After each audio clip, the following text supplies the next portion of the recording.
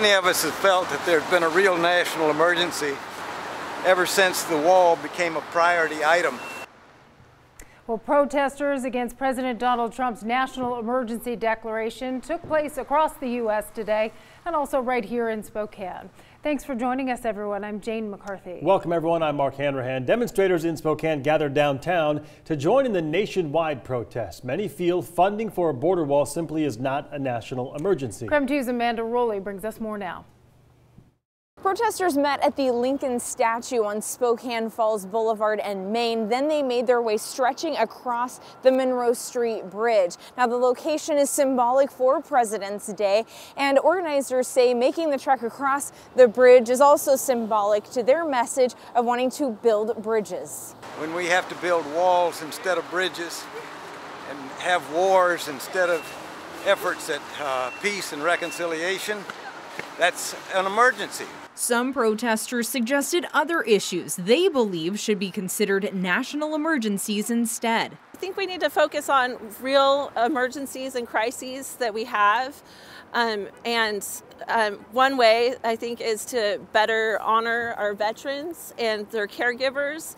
The opioid epidemic is a real emergency that we have. This woman has been an advocate for addressing climate change, something she believes is a national emergency. I'm thinking about the future of my grandchildren.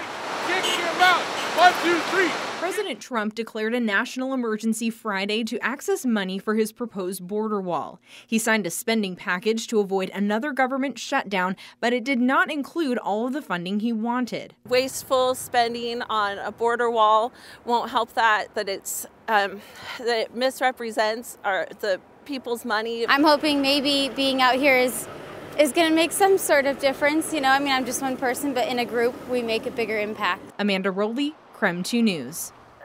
Well, in other news, after 10 days of snow, we are taking in the clear skies tonight, but don't get too used to it. By this time tomorrow, our next round of snow will likely be falling. That's right. Tom Sherry in the Weather Center with the word. Hi, Tom. Boy, I tell you what, it has been a February that we are all going, what the heck has happened here? We are tracking more snow on the way. We have a winter weather advisory. Everywhere you see shaded in yellow, that's the weather advisory. In the Spokane area, could get 2 to 4 inches of snow. Overall, though, we could see 2 to 5 inches of snow. It'll start, well, the advisory starts at 1 in the afternoon, but I think the snow will start in Spokane at 3 in the afternoon, and it will go through Wednesday morning. And then look just to the south and to the east of us. This includes Coeur d'Alene and Pullman and Colfax and Moscow, Idaho. A winter storm warning is in effect again Tuesday afternoon through Wednesday afternoon. Those areas shaded in pink could pick up 6 to 10 inches of snow. So what we're talking about is down in the Idaho and Washington Palouse seeing the most snowfall. You can see 6 to 8 inches in Moscow, 3 to 4 inches of snow possible in Wallace, 3 to 4 also in Sandpoint. Deer Park and Spokane most likely 2 to 4. And see how it's mostly on the east side of the state and into Idaho, because it looks like central Washington and the east slopes of the Cascades, which were hard hit this February, won't see much out of this next weather system. So we're looking for another cold night tonight. It will be dry with overnight lows dropping down into the single digits and lower teens, calling for a low of 10 here in Spokane. Look for increasing clouds on your Tuesday. Again, late afternoon. Snow developing, continuing through the evening, overnight hours, and through part of your Tuesday and into Wednesday.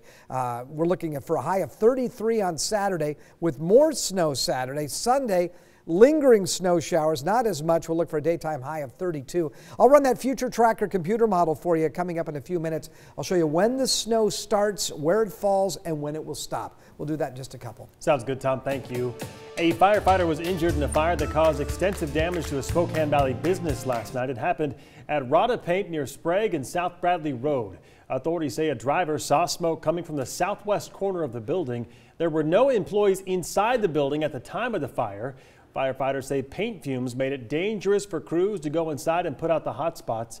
After about 2 hours, crews were able to contain the fire. Firefighters say there is significant damage to the building, and the firefighter who was injured was sent to the hospital, but is expected to be okay.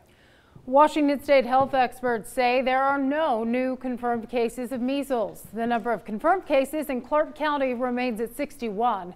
Of those patients, at least 54 of them were not vaccinated for the measles. 2 other cases involved a child who only received the first dose of the MMR vaccine.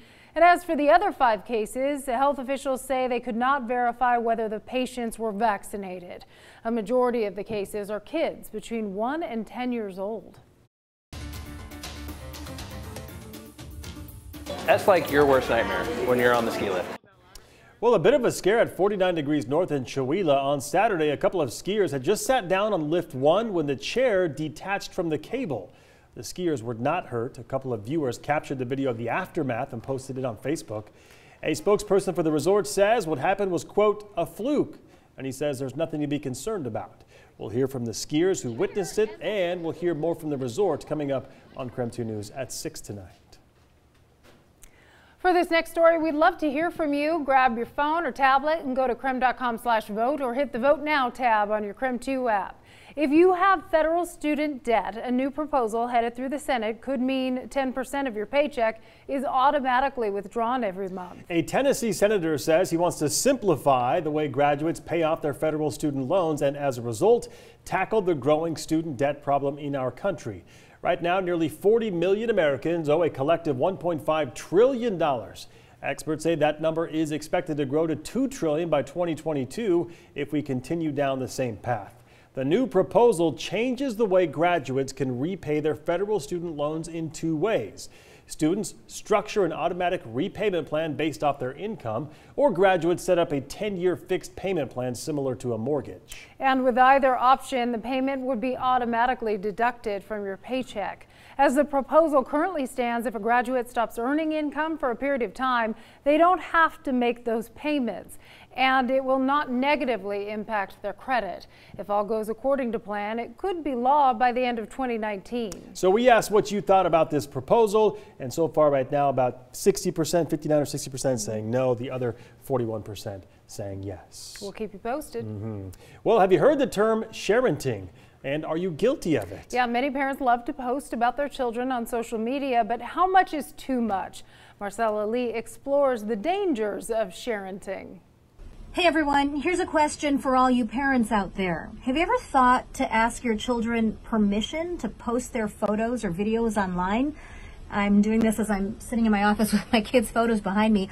I hadn't thought about it until I was assigned this story on sharenting, and it was pretty eye-opening. Here's why, if you've never thought about it before, you should. Social media has become part of most people's daily lives. It has for me, and most parents I know don't think twice about posting photos of their kids. In fact, 92% of children in the U.S. have a digital footprint by the age of 2. About half of parents will not only just put the picture online, but also at least a first name and potentially a last name, and then maybe up to a quarter of parents will actually put a date of birth as well, and so that can be really dangerous. Sharing too much, dubbed sharenting, comes with many risks. Parents really aren't thinking about sort of the downstream consequences of what they're putting online. Dr. Cara Baggett is a child and adolescent psychiatrist and assistant professor in UC San Diego Psychiatry Department. She and her husband have 2 young kids, but you won't find any photos of them online. I really want them to feel like they have every opportunity to be whoever they want to be and not someone that I preset for them when they were babies. You see, when parents post about their kids' hobbies or habits, good or bad, their digital identity is born, an unconscious labeling of sorts that parents are doing of our kids. Do you think kids should have a say in what gets posted? I know my daughter the other day said, "Mom, you posted a picture of me sleeping." 100%. I think these kids should have a say. So what's cute to us may be really embarrassing for them, right? So the kids may tease them about it. Your daughter may want to look like sort of her best online, and you're catching her as she's sleeping, probably not at her best. So definitely kids should have a say. They should be able to have a veto on what goes up. I think as they've gotten older, I'm more sensitive to it. Sarah Smith's private Facebook settings were compromised 2 years ago. I'd posted something and people I didn't know were liking. It prompted her to check the settings of each of her photos, and that's when she decided to hide an innocent naked baby picture she'd posted years ago. I realized they probably would not want naked pictures of themselves on me. And now that her kids, like mine, are adolescents, we're both more mindful of making a digital mistake. Just a little, oops, maybe I shouldn't have done that.